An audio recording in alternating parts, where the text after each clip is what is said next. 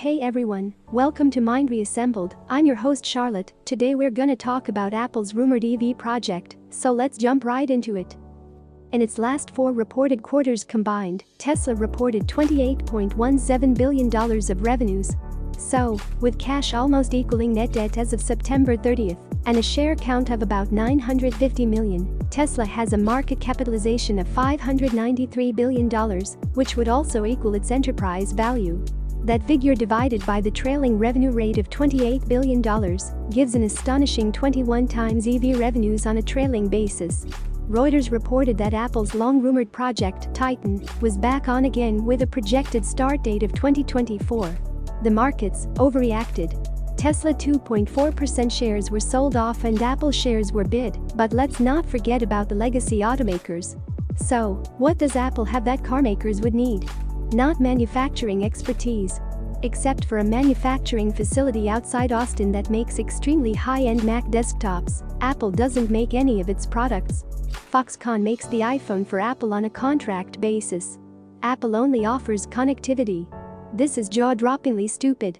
No one is ever going to pay for connectivity in a car because we already have it. Your iPhone or Android smartphone gives you the ability to navigate, recreate and conversate on a hands-free, seamless basis in virtually every car made in 2020.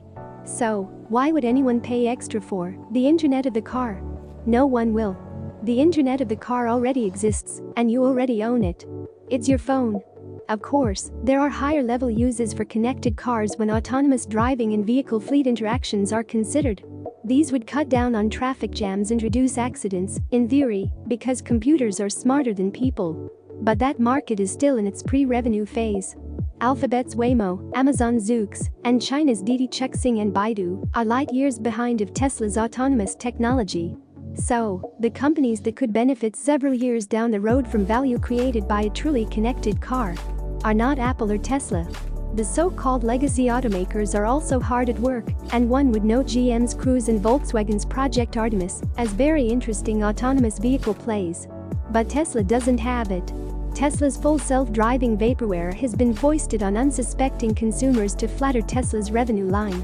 Musk will tweet out FSD updates as every quarter comes to a close, simply so Tesla can recognize more of the revenues from customer FSD deposits on a percentage of completion basis.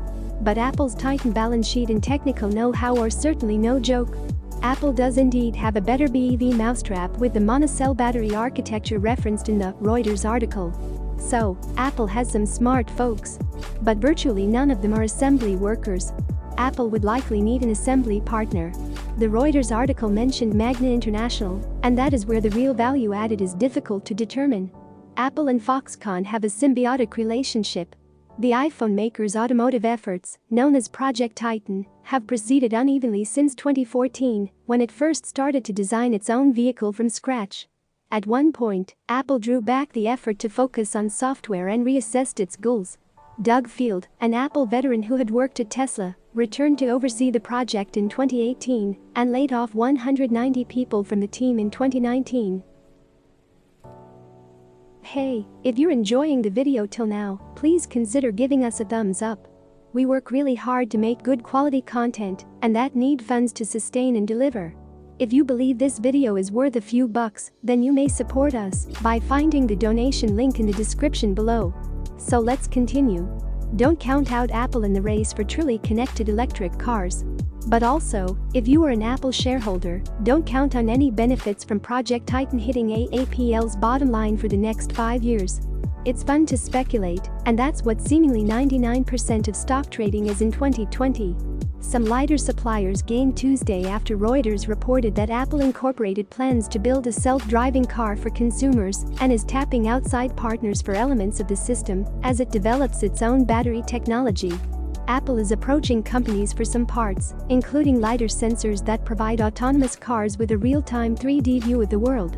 Lidar supplier Luminar Technologies rose as much as 12% on Tuesday, while Velodyne Lidar surged 16%. Blank check firms that are bringing more lidar players to the market also advanced. Interprivate Acquisition Corporation climbed 17%, while Collective Growth Corporation jumped as much as 24%.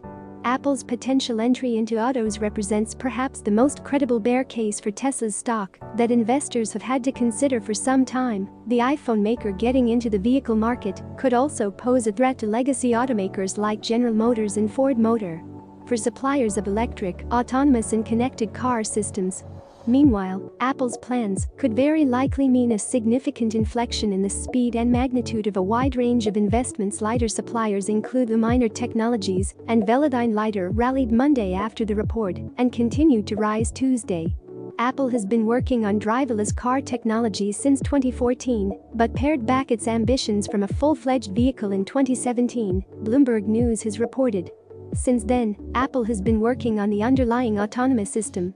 The company has been deciding whether to attach this system to its own car or existing vehicles or to partner with an established carmaker, Bloomberg News reported earlier this month.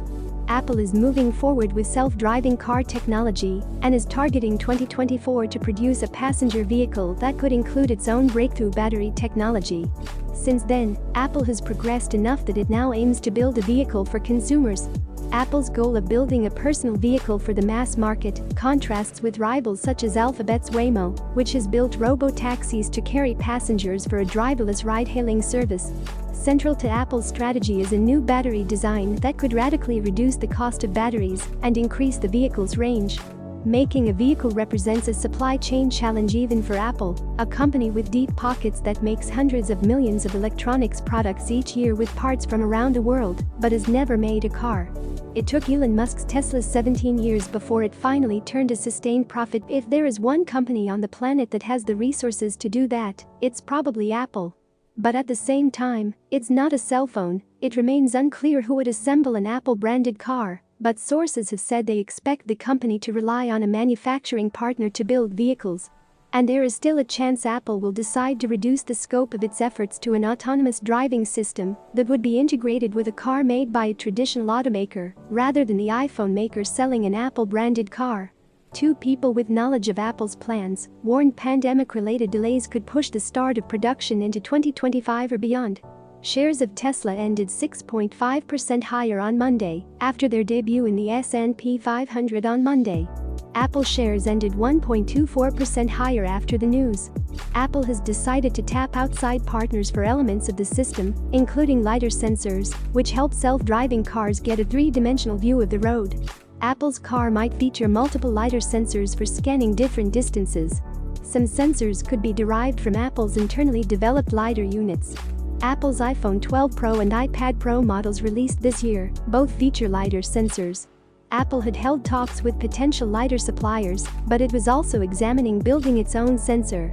As for the car's battery, Apple plans to use a unique monocell design that bulks up the individual cells in the battery and frees up space inside the battery pack by eliminating pouches and modules that hold battery materials. Apple's design means that more active material can be packed inside the battery, giving the car a potentially longer range. Apple is also examining a chemistry for the battery called LFP, or lithium iron phosphate, which is inherently less likely to overheat and is thus safer than other types of lithium-ion batteries. Apple had previously engaged Magna International in talks about manufacturing a car, but the talks petered out as Apple's plans became unclear. To turn a profit, automotive contract manufacturers often ask for volumes that could pose a challenge even to Apple, which would be a newcomer to the automotive market. Some Apple investors reacted to the Reuters report on the company's plans with caution. Trip Miller, managing partner at Apple investor Gullane Capital Partners, said it could be tough for Apple to produce large volumes of cars out of the gate. It would seem to me that if Apple develops some advanced operating system or battery technology, it would be best utilized in a partnership with an existing manufacturer under license, Miller said. As we see with Tesla and the legacy auto companies, having a very complex manufacturing network around the globe doesn't happen overnight. Hal Edens, chief economist at Apple's Shareholder Capital Investment Council, said Apple has a history of higher margins than most automakers. Thanks for watching this video. For more such in-depth analysis videos, consider subscribing our channel.